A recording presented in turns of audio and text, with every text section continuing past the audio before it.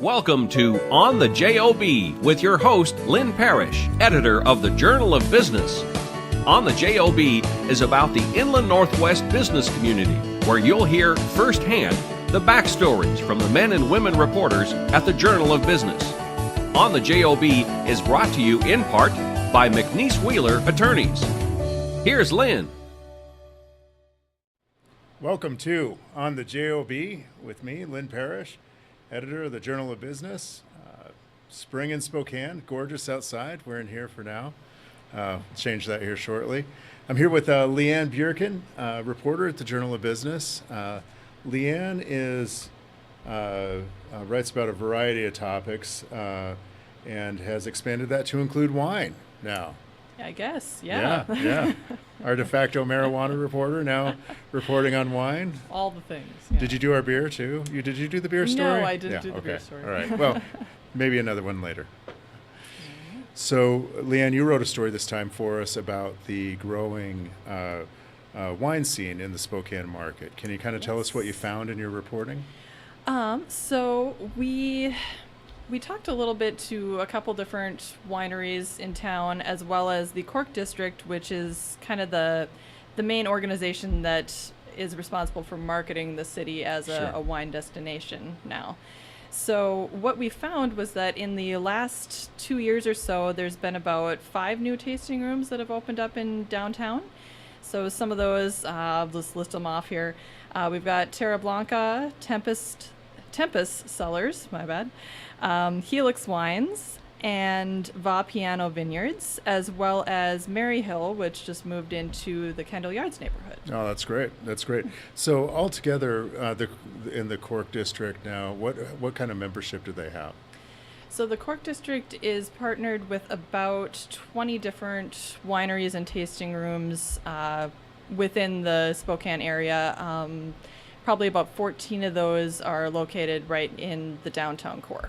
Yeah, and then there's some other very well-known names that are outside of the core. Yes, indeed. Yeah, good. So what are the catalysts for some of this growth that we've seen in the Cork district and in the wine scene in Spokane in general?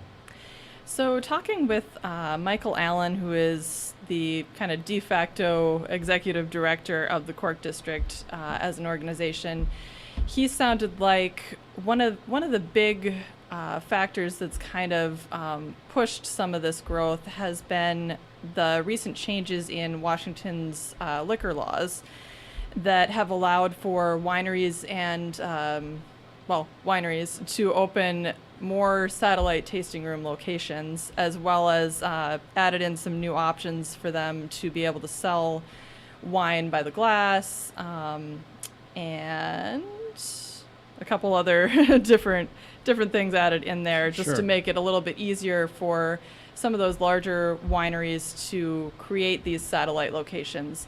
So now with the increased effort by the Cork district to market Spokane as a wine destination, they've been kind of increasing advertising and marketing. So some of those larger wineries from outside areas are starting to consider Spokane more as, hey, that's maybe a market that we would want to have some interest in expanding into. That's great.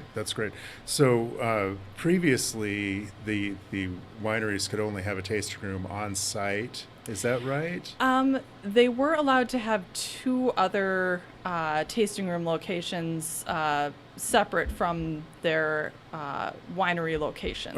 Okay. So the new laws just have expanded that to allow for them to have 4 different locations. Oh, I see. Yeah. Okay, great. And so where are most of these wineries coming from who are opening tasting rooms in the Spokane market?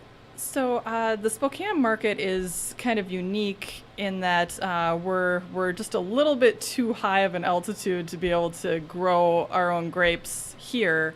So a lot of the wineries and tasting room locations will source their grapes from other wine growing areas like Walla Walla, Red Mountain, some of those kind of places.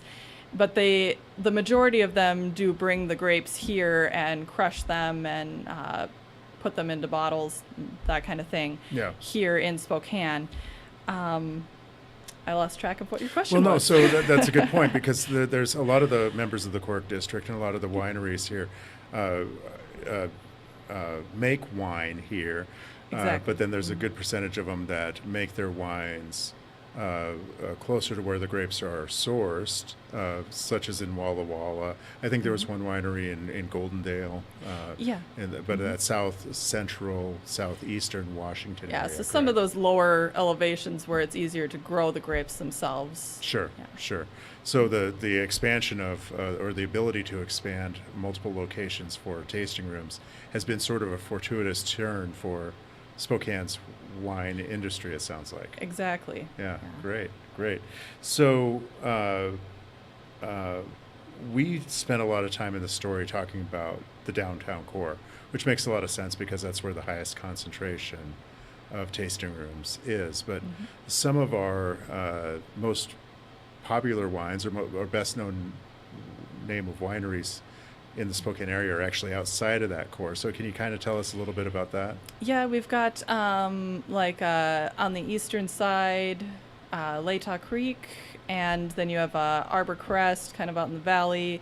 So one of the things that I was talking with Mike Allen about was that we have this really unique area where we have some of that downtown urban experience of being able to walk from one tasting room to another and try a lot of different tasting rooms all in one night versus maybe some of the more traditional experiences. We also have that option as well with wineries like Arbor Crest and Sure. Latah Creek, where you're just a little bit more outside of the city and you kind of still have that country vintage kind of feel to Sure. your winery experience. Great, great.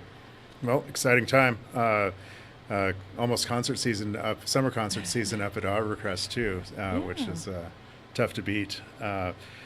Good stuff.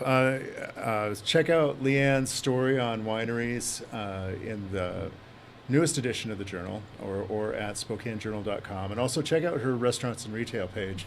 Had some pretty interesting stuff in there this time as well. Yeah. Yeah. Well, thanks for watching, and we'll talk to you soon. On the JoB is produced in Spokane, Washington by SpokaneTalksOnline.com, which is solely responsible for its content. On the JoB is brought to you by our friends at McNeese Wheeler Attorneys. Ask Lynn a question, recommend a guest, and hear this program again online anytime at SpokaneTalksOnline.com. Hi, I'm Larry Myers, owner of River Ridge Hardware. Welcome to our garden center here on the corner of Garland and Driscoll. We have fresh plants that come in weekly from all of our local growers. We can make your garden look like our garden. Here at River Ridge, we've been here 30 years. We're your full-service neighborhood hardware store. This is our sprinkler aisle where my knowledgeable staff will help you put together your sprinkler system so it will make your yard lush green for the spring and summer. This is River Ridge Hardware's rental center where we provide a multitude of equipment for rent for the do-it-yourselfer.